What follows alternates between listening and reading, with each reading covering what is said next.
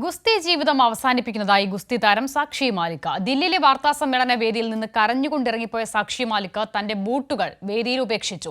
അതേസമയം ലൈംഗിക ആരോപണ വിധേയനായ BJP MP മുൻ ഗുസ്തി ഫെഡറേഷൻ പ്രസിഡന്റുമായ ബ്രിജ്ഭൂഷൺ സിംഗിന്റെ അടുത്ത അനുയായി സഞ്ജയ് സിംഗ് പുതിയ പ്രസിഡന്റായി തെരഞ്ഞെടുക്കപ്പെട്ടു.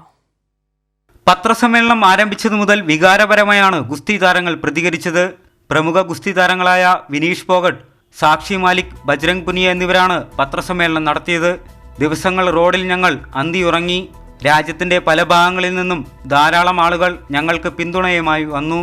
കേന്ദ്ര സർക്കാർ ഞങ്ങളെ ചതിച്ചുവെന്നും നീതി ലഭിക്കുമെന്ന് പ്രതീക്ഷയില്ലെന്നും താരങ്ങൾ പറഞ്ഞു.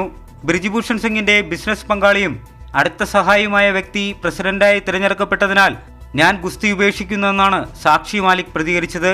തന്റെ ബൂട്ടുകളും സാക്ഷി മാലിക് ഉപേക്ഷിച്ചു. ഇനി താൻ ഗുസ്തി മത്സരത്തിലേക്ക് ഇല്ലെന്നാണ് കരഞ്ഞുകൊണ്ടുപോകുമ്പോൾ സാക്ഷി മാലിക് പറഞ്ഞത്.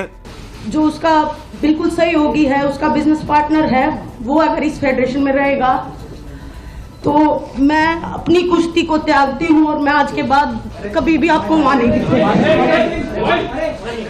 तो बस सभी देशवासियों को धन्यवाद जिन्होंने ലൈംഗിക ആരോപണത്തെ തുടർന്ന് വിവാദത്തിലായ BJP MPയും ഗുസ്തി ഫെഡറേഷൻ ഓഫ് ഇന്ത്യ മുൻ മേധാവിയുമായ ബ്രിജ്ഭൂഷൺ ശരൺ സിംഗിന്റെ വിശ്വസ്തൻ ഗുസ്തി ഫെഡറേഷന്റെ പുതിയ പ്രസിഡന്റായി തിരഞ്ഞെടുക്കപ്പെട്ടു. ഉത്തർപ്രദേശ് ഗുസ്തി അസോസിയേഷൻ വൈസ് പ്രസിഡന്റും മുൻ MPയുമായ സഞ്ജയ് സിംഗ് ആണ് തിരഞ്ഞെടുക്കപ്പെട്ടത്. കോമൺവെൽത്ത് ഗെയിംസ് സ്വർണ്ണ മെഡൽ ജേതാവ് അനിത ഷിയോറിനെ 7-നെതിരെ 40 വോട്ടുകൾക്ക് പരാജയപ്പെടുത്തിയാണ് സഞ്ജയ് സിംഗിന്റെ ജയം. കൈരളി ന്യൂസ്, ദില്ലി.